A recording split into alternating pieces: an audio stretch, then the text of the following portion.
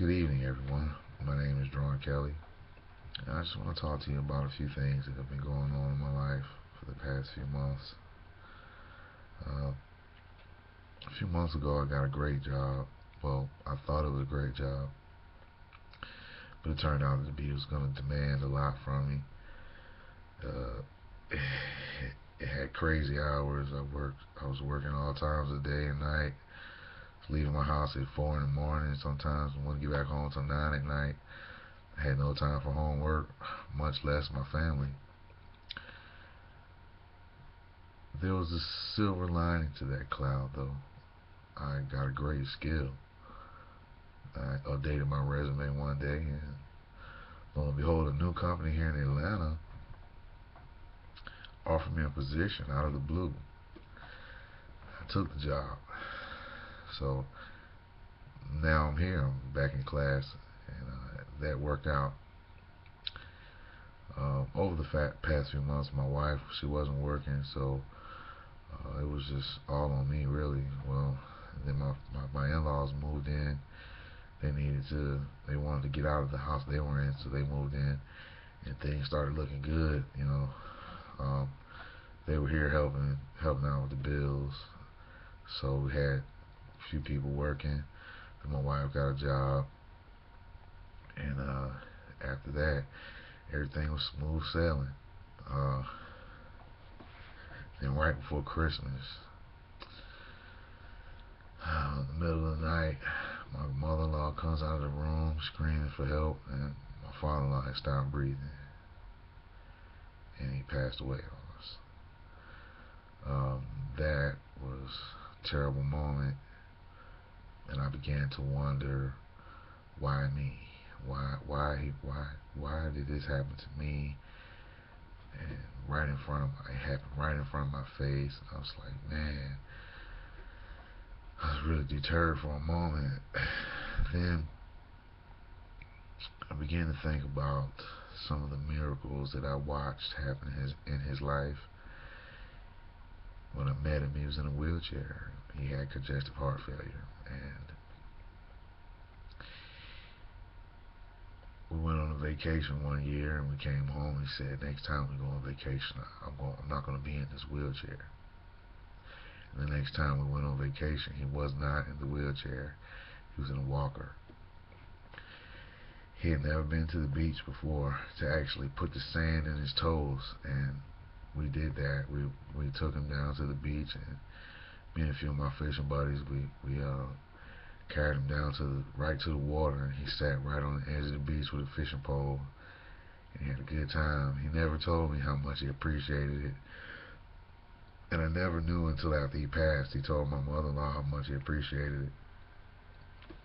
So after that, a few months later, he put the walker down and got on a cane, and he walked. And that was a miracle, because the doctors had ruled him dead 8 years ago. So he lived 8 years after that conclusion that the doctors had come to. I say that because my most memorable experience of the power of God is my children being born. It's an experience no one can take for granted. If you've had children, men, if you've watched your wives give birth to your children, I know that you have experienced a wonderful, wonderful work of God. And when I experienced the death part, I was like, man, I don't know if I was ready for that. But if I am studying to be a minister of the gospel, with life comes death.